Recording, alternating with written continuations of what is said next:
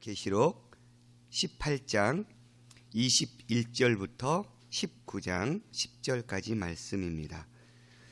이에 한 힘센 천사가 큰 맷돌 같은 돌을 들어 바다에 던져 이르되 큰 성 바벨론이 이같이 비참하게 던져져 결코 다시 보이지 아니하리로다.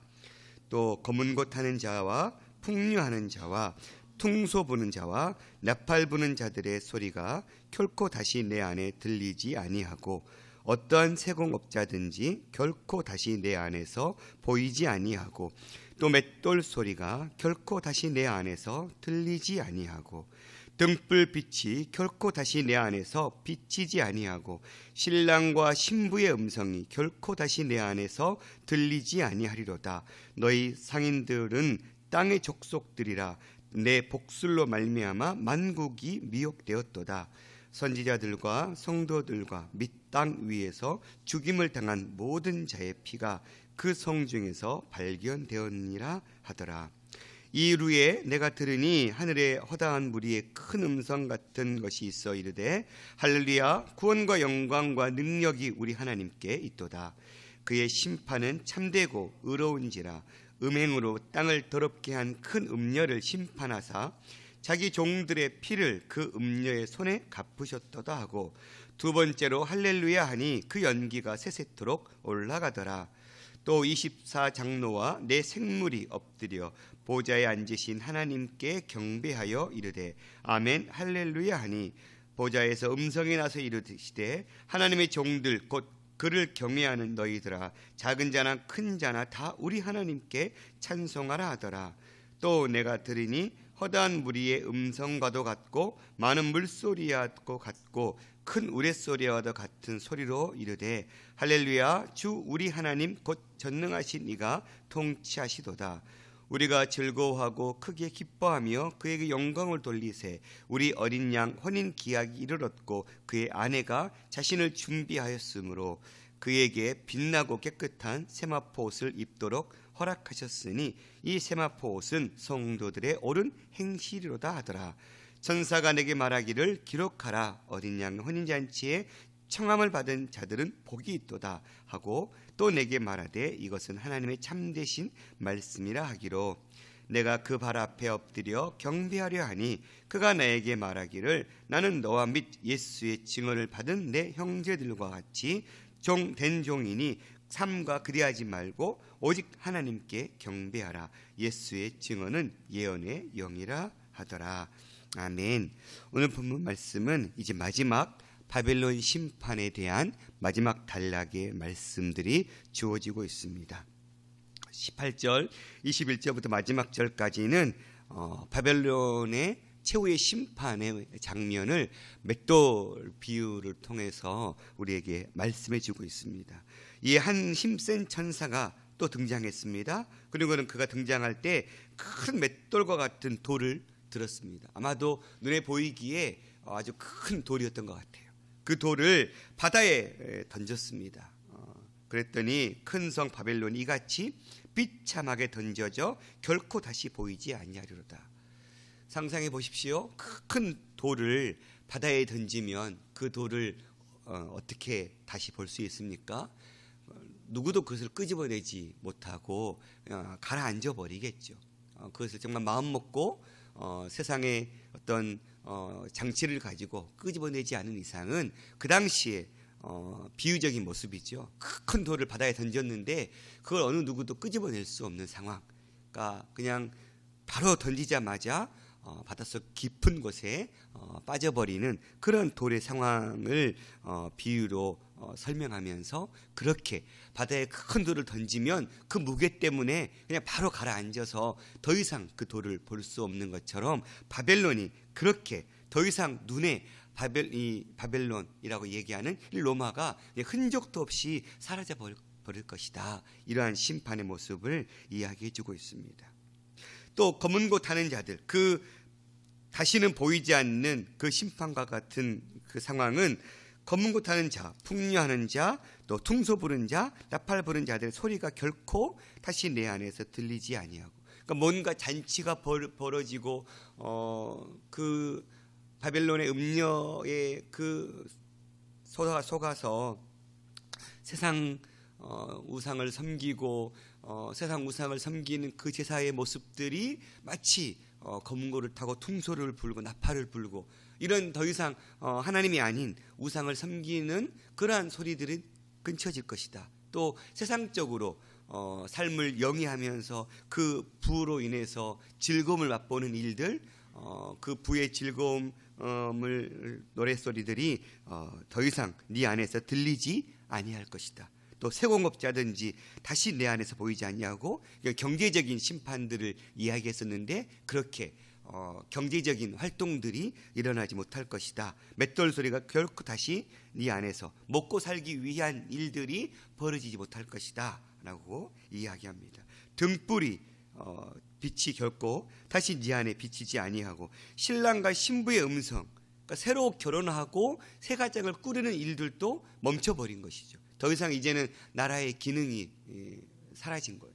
계속 다음 세대가 나타나서 전 세대의 모습을 본받고 이어받아서 계속 다음 세대를 끌어가야 되는데 더 이상 새로운 가정이 나타나지 않는 상황. 너의 상인들은 땅의 왕족들이라 네 복술로 말미암아 즉 마술, 그러니까 결국은 사람들을 현혹시킨 것이죠. 그런 현혹시키는 우상을 섬기게 하고 세상에 썩어질 것들을 추구하게 하고 따라가게 하고 그것을 붙잡게 하는 이 모든 것들이 다 마술과 같이 있어서는 안 될 일들을 통해서 만국을 미혹하게 했던 이러한 죄악들, 결국은 24절 선지자들과 성도들과 및 땅 위에서 죽임을 당한 모든 자의 피가 그 성 중에서 발견되었다. 심판의 직접적인 이유는 왕들과 상인들과 이런 우상을 통해서 경제적인 부를 통해서 자기의 권위를 유지하고 자기의 어떤 경제적인 부를 취했던 것들이 일차적인 죄악의 심판들이었다면 본질적인 심판은 그러한 것을 통해서 하나님을 믿는 자들을 억압하고 핍박하고 죽이고 경제적인 활동을 못하게 하고 교회가 교회로서의 사명을 감당하지 못하도록 방해하는 이러한 일들, 그들의 그 선지자의 피, 그것이 성중에서 발견되었다. 그러니까 그것 때문에 핍박당하고 죽임을 당하기까지 믿음을 지켰던 자들의 그 울부짖는 그 피가 결국은 바벨론을 멸망케 했던 근본 원인이었죠. 즉 하나님을 대적하는, 하나님을 증거하고 그 증거한 이들을 그렇게 하지 못하도록 대적했던 그 역사로 인해서 그들은 심판당한다. 마지막 절에 그 심판의 진정한 원인에 대해서 말씀해 주고 있는 것이지요.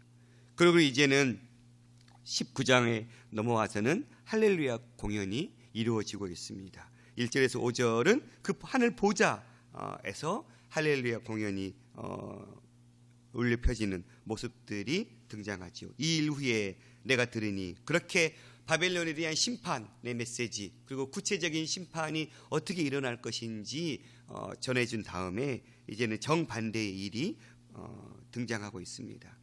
하늘의 허다한 무리의 큰 음성, 이건 우리가 바벨론 우리 요한계시록 7장에 나타났던 14만 4천 명, 또 허다한 무리, 즉 하나님을 섬기고 그 신앙을 변치 않고 붙잡았던 자들의 그 숫자, 하나님의 인침을 받고 하나님을 섬겼던 자들, 결국은 허다한 무리죠. 그것이 14만 4천 명, 즉 신약의 백성 대표와 구약의 백성 대표와 전체 많음을 의미하는 천의 숫자의 곱이 14만 4천 명이었습니다. 근데 그것이 거기에서만 그치는 것이 아니라 나중에는 이제 7장 하반절에 보면 그 무리가 허다한 무리로 훨씬 더 확장되었죠. 결국 오늘 19장에서도 그 14만 4천 명이 상징하는 그 숫자가 허다한 무리로, 즉 구원받은 많은 백성들의 무리들이 큰 음성 같은 것이 있어 이르되, 그들이 뭐 했어요? 하늘의 보좌에서 할렐루야 구원과 영광과 능력이 우리 하나님께 있도다 하고 예배하는 장면을 다시 끄집어내고 있습니다. 중간중간에 그렇게 하늘 보좌에 예배의 상황을 묘사했었죠. 4장 5장에서도 그 하늘 보좌의 예배, 즉 7교회의 이야기를 하면서 교회들마다 마지막 메시지는 너희가 이것을 지켜내면 보상이 이러이러하다, 이런 메시지로 끝났었잖아요. 그렇게 너희들이 더 처음 사랑을 회복하고 믿음을 인내하면 너희의 상이 클 거다, 뭐 이런 비유를 통해서 마지막 주어질 복을 이야기했는데, 그 복이 뭐였어요? 하늘 보좌에서 하나님과 함께 영원토록 예배하는 그 장면이 4장 5장에 나왔고, 또 곳곳에 중간중간에 그 하늘 보좌의 예배의 상황들이 펼쳐졌었죠. 오늘 19장에서도 그 하늘의 예배의 상황이 묘사되고 있는 것이죠. 허다한 무리의 구원받은 백성이 그 구원의 감격을 할렐루야 하면서 노래하고 있어요. 그러면서 구원과 영광과 능력이 우리 하나님께 있다. 결국은 인내하고 복음 때문에 참고 세상에 발을 딛고 살았지만 세상의 가치관이 아닌, 세상의 세계관이 아닌 하나님의 말씀을 붙들고 살았던 그들이 세상 사람들 눈에 보기에는 어리석게 보였고 미련한 자처럼 보였지만, 결국은 그렇게 살았던 삶이 진짜 승리의 삶임을 이제 이들이 천국 보좌 앞에서 완전히 깨닫게 되는 그날, 와, 그래, 내가 이렇게 인내하고 믿음을 지키기 위해서 애썼는데 그거에 대한 보상이 영원한 하나님의 보좌에서 그 하나님을 나에게 이 구원과 영광과 능력을 베풀으신 하나님을 찬양하고 예배하는 삶이구나. 이거를 아마도 요한계시록을 받아본 사람들은 그것을 기억했겠죠. 그래, 내가 견뎌내야 돼, 이겨내야 돼. 그래야 이걸 내가 견뎌내면, 이겨내면 이후에 주어질, 지금 이 땅에서 보상받을 그 삶보다 훨씬 더 큰 영원한 천국이 내게 준비되어 있구나. 이런 메시지들을 말씀을 받아들이고 읽으면서 깨달았게 됐겠죠. 그의 심판은 참됐고 의로웠고 음행으로 땅을 더럽게 하는 큰 음녀 바벨론을 심판했고 자기들의 종들의 피를 그 음녀의 손에 갚으셨도다. 하나님의 종들, 복음을 증거하고 십자가를 전하기 위해서 피를 흘리기까지 순교했던 그 순교자의 피를 하나님은 결코 허투루 보지 않으셨고 다 받으셨고, 그 피가 흘린 곳에 하나님의 교회가 세워지고 하나님의 나라가 세워졌죠. 결국은 그들은 하나님의 오른편에 앉는 그 복을 결국은 갚아주시는 은혜를 맛보게 되었습니다. 이 땅 조선 땅에도 수많은 선교사님들이 피를 흘리며 복음을 증거했었죠. 예전 띠돌교회 본당 앞에 내게 1000개의 생명이 있더라도 전부를 조선을 위해서 바치겠습니다 라고 고백했던 루비 캔드릭 여선교사님, 이 땅에 오신 지 6개월 만에 맹장 수술로 인해서 죽임을 맛보았던 어린 26의 처녀 선교사가 무엇 때문에 이 땅에 와서 그렇게 단기간에 어떠한 열매도 맺지 못한 것처럼 보이는 그 짧은 선교의 사명을 감당했지만, 그의 그 순교가 결국은 파송교회의 그 짧은 마지막 편지를 받아들고 그 루비 캔드릭 선교사의 뒤를 이어서 이 조선 땅을 향해서 왔던 많은 선교사님들, 또 그들이 뿌렸던 그 복음의 씨앗이 결국은 이 땅에 이렇게 흥황케 하는 교회의 역사들을 이뤄냈던 것처럼, 세상 사람들의 시선으로 볼 때 너무 허망하게 어린 처녀의 생이 이 미기한 땅에 와서 멈춰버린 것처럼 볼 수 있겠지만, 하나님의 시선에서는 그 헌신이 결코 그냥 허투루 들어지지 않은 헌신이었다는 사실입니다. 지금도 이 복음 때문에 피를 흘리기까지 순종하는 많은 귀한 선교사들, 귀한 복음 전도자들의 또 각자의 삶에서 그리스도인으로서의 그 사명을 감당하기 위해서 오늘 또 말씀을 붙들고 살아가는 그 한 사람 한 사람의 하나님의 자녀들의 그 삶을 주님은 보고 계신다는 사실입니다.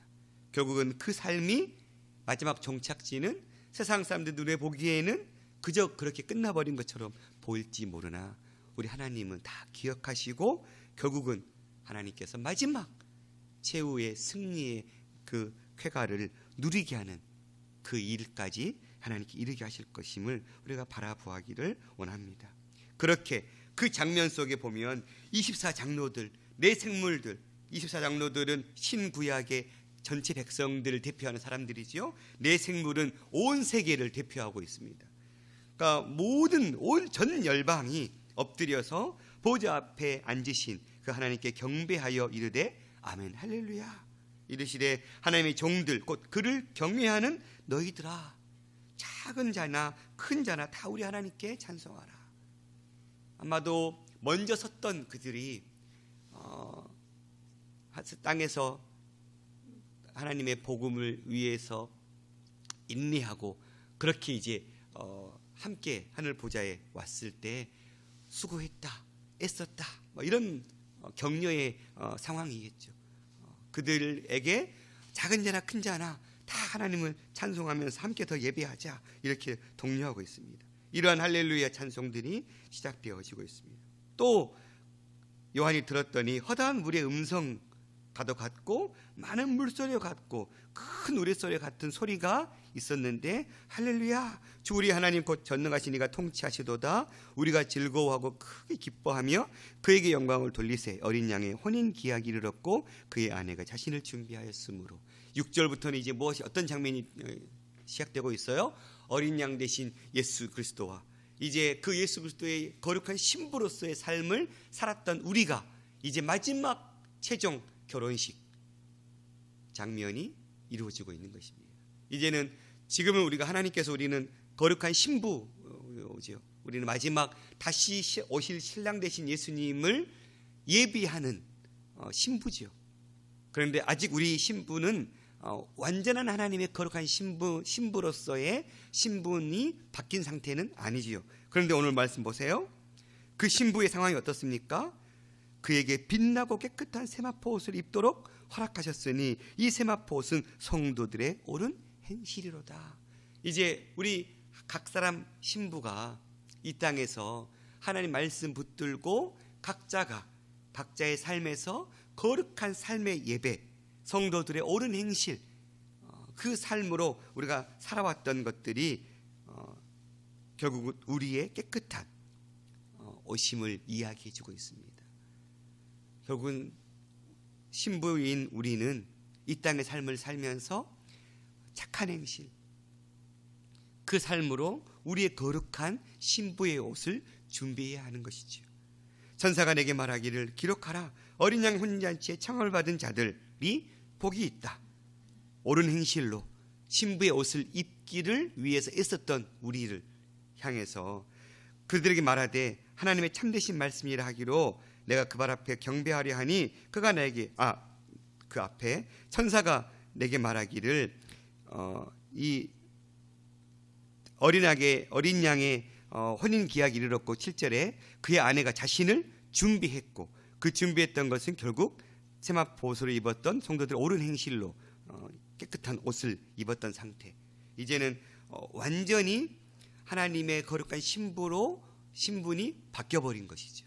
지금은 우리는 그 거룩한 옷을 입기 위해서 계속 그 과정의 삶을 살고 있다면 이제 마지막 최종 결혼식이 이루어지는 그때는 이제 우리는 그 신부에 걸맞는 거룩한 옷으로 완전히 탈바꿈 돼버리는 상태. 즉 영원한 천국에서 이 땅에 우리 지금 육신의 몸은 이 땅의 삶을 살기에 적합한 상태죠.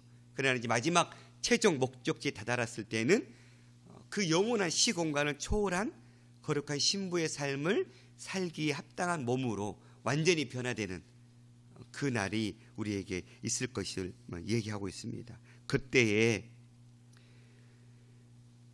우리가 그렇게 하나님의 혼인잔치에 청함받은 그 자들로 설 때까지 우리의 이 믿음을 옳은 행실로 지켜내는 저와 여러분이 될 수 있기를 원합니다. 그 장면을 그렇게 묘사하고 마지막 요한이 발 앞에 엎드려서 경배하려 할 때 그가 나에게 말하기를 너는 및 예수의 증언을 받은 내 형제들과 같이 된 종이니 삼가 그리하지 말라.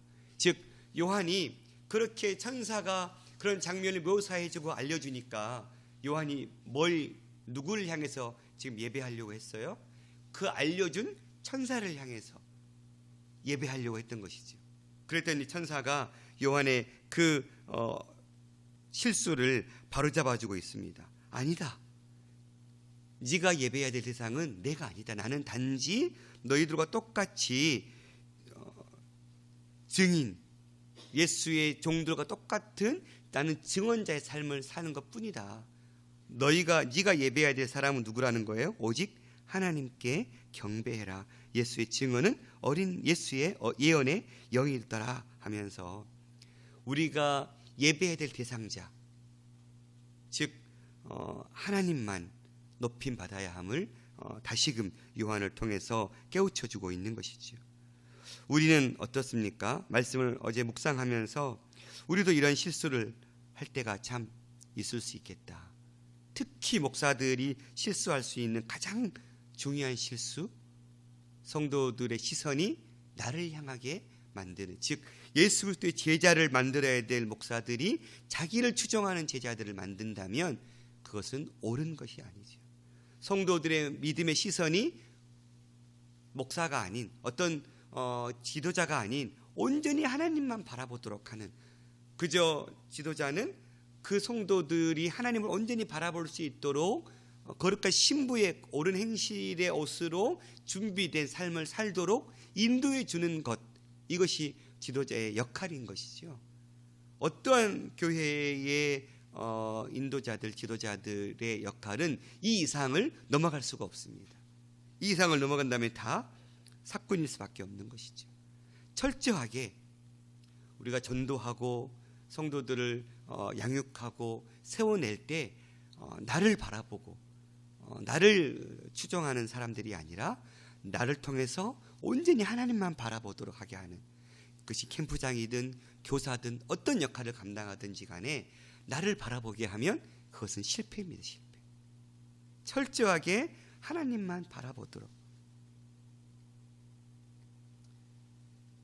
그렇게 우리가 이 땅의 삶을 살면서 온전히 하나님의 복음의 예수의 증언, 예언의 영, 예수님을 증언하는 데만 쓰임받는 역할, 그들의 시선이 온전히 하나님께로만 향하도록 하는 그런 삶으로 우리의 삶이 세워질 수 있기를 원합니다. 아마 요한에게는 엄청난 큰 실수였죠. 하나님만을 예배해야 될 그가 하나님 아닌 천사를 숭배하려고 했으니까요. 이 천사 숭배는 지금 이스라엘 땅에 아주 흔하게 널려 있었던 죄악들의 모습 가운데 아주 중요했던 그런 죄악들이었죠. 이런 실수를 부드럽게 바꿔주면서 하나님께로만 그 시선이 집중될 수 있도록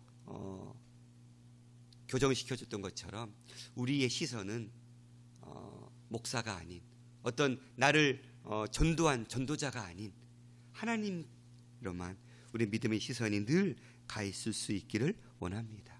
그렇게 하나님만 경배하고 이 땅에 오늘 요한계시록 말씀을 우리가 묵상할수록 정말 두려움보다는 이렇게 믿음의 인내를 하고 애쓰고 수고하면서 살았을 때, 내 믿음의 그 분량의 경주를 다 달렸을 때 주어질 그 영광들을 바라보게 하는 것 같아요. 지금 현실은 참 힘들고 어렵지만 내게 주어진 이 현실을 세상의 가치가 아닌 하나님의 말씀으로 붙들고 살아갔을 때 주어질 최종 축복들, 그것이 얼마나 귀한 것이고 큰 것인지를 바라보게 하는 것 같아요. 오늘도 우리가 그 영광들을 꿈꾸고 바라보면서 우리의 믿음의 시선이 항상 하나님께로만 향하고 우리의 예배자의 태도, 모든 시선이 하나님께로만, 또 뿐만 아니라 나를 통해서 다른 이들의 믿음의 시선들도 내가 아닌, 또 어떤 특정 사람들이 아닌 하나님께만 향하도록 그 믿음의 시선을 교정시켜주는 그 역할들을 감당할 수 있는 저 여러분이 될 수 있기를 간절히 소망합니다. 기도하겠습니다. 살아계신 아버지 하나님, 감사합니다. 결국 영원할 것 같았던 하나님의 대적의 세력들, 그러나 하루아침에 주님 그 성도들의 애끓는 핏값을 보시고 갚아주셨을 때 그들은 세상 어느 곳에서도 찾을 수 없는, 볼 수 없는 완전한 심판의 상태로 놓여져 버렸습니다. 주님, 이것을 기억하게 하옵소서.